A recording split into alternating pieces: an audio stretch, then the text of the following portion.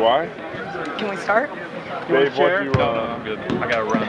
what were you hoping to see out there today, and what did you take away from it? Biggest thing was just to see improvement from the last time we were out in front of fans. Scarlet Gray Showcase, and there's no doubt there are a lot of things still to work on, but a lot better offensive flow. Did a much better job of defensive rebounding the ball, and I thought his shot selection was better. Still a few things to address in terms of that. And the other thing I wanted to see kind of where our conditioning is at this point. I think it's better, but you saw the longer we went, I'm trying to field two teams, we still got to continue to get in better game condition. But we made big improvement. Chris Wood looks like he has made big improvements since in the last season. I mean, he's just a much more confident offensive player in your mind. He's a very good player, and the biggest thing for Chris is that he's accepted his role, and his role is to be a low post, mid post presence on both ends of the floor, and then be selective in terms of facing up and shooting. I'm going to allow him to face up. We're going to run things for him out on the perimeter, but for us to be good, he's got to be good inside and in the mid post, and he's accepted that, and it's a credit to him. He said he feels like this team's ahead of, I don't know, where he thought it would be at this point, 3.5, 4 weeks into practice. Do you agree with him?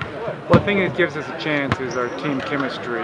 We still need to continue to learn how to sustain effort for longer periods of time, but I think with a coachable group, it's a group that pulls for each other, and that's certainly helped the transition with the younger guys. And then I can't say enough about the leadership of Cody and JK and Ben Carter and Jerome. I mean, the 4 guys in our program that have more than a year of college experience have been huge in terms of helping newer guys make the transition. I beat him last week.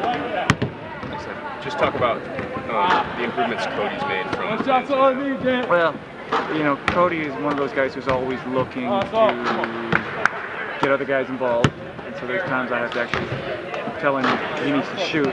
But the biggest thing with him is that he's like a guy who redshirted last year because he didn't play for a year, so he's still starting to shake some of the rust off. He's healthy now. He was struggling a little bit with the sprained ankle a week or so ago, but he just embodies leadership and basketball IQ. Is there anything in this offense with this team that you're asking him to do that was different from what he had to do in San Francisco? Yeah, the offenses are certainly different, but I think the similarities are that we're both trying to get everyone involved and have the ball in his hands and have him make plays for other people, and then be a quarterback on defense as well and help organize our defense.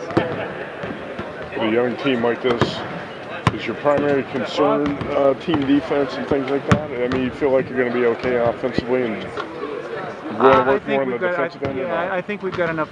I think we've got enough facilitators on offense and enough shooters that we'll get the ball where it needs to get to, and then I'll always give guys confidence where they'll be able to make shots. But no doubt, with a newer team, the most important thing is understanding both individual and team defense and accountability, and just learning how to get down in the stance and sustain effort for long periods of time. And that's the biggest thing. We made huge improvement from Scarlet and Gray to now, but the biggest thing now is just making sure we can sustain effort for teams that come in here and hold the ball for 35 seconds, that we can play defense for an entire 35-second shot clock and not break down. And that's hard to do because you got to have all 5 guys not break down, because one guy breaks down and you got a problem.